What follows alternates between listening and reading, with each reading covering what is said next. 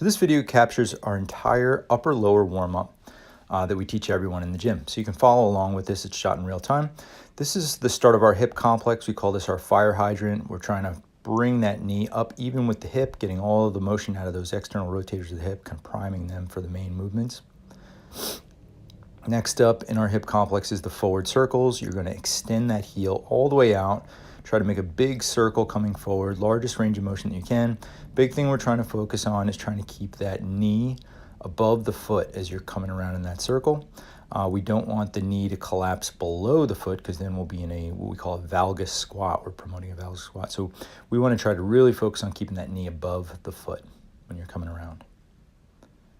Next up is our T-spine complex. This is our cat-camel or cat-cow, however you want to call it. We're really trying to open up that thoracic spine, that upper back, pushing away from the floor and then arching back in the opposite direction. Next up in the T-spine complex is what we call thread the needle. You're going to reach that hand through, try to pry your chest open as much as you can, almost forming like a T. You can play around with different hand positions at the top.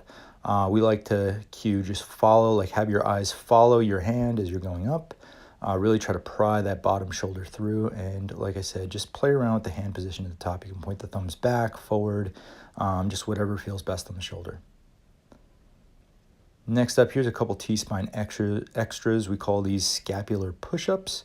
So you just push away from the floor, trying to open up those scapulas in the back, getting some range of motion out of those shoulders.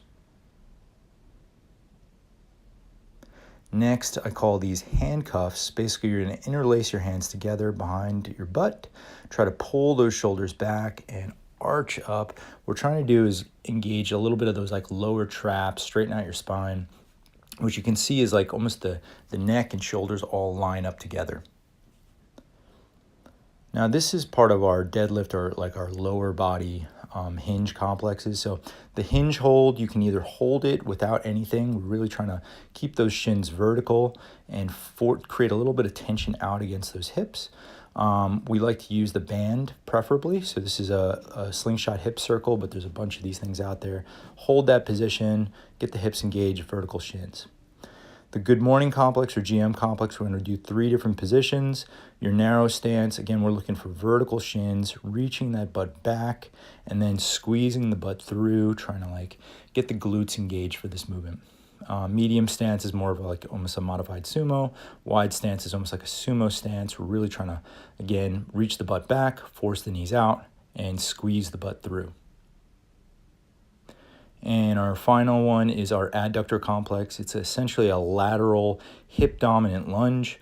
You're again trying to keep those shins vertical, reaching side to side, open up the abductors or those like inside hamstrings.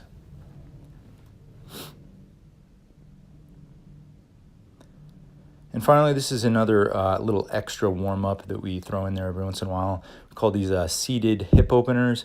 Basically, use that band. You can put it just above the knee. You're forcing those knees out, trying to replicate a squat and activating those like external rotators of the hip, priming the squat.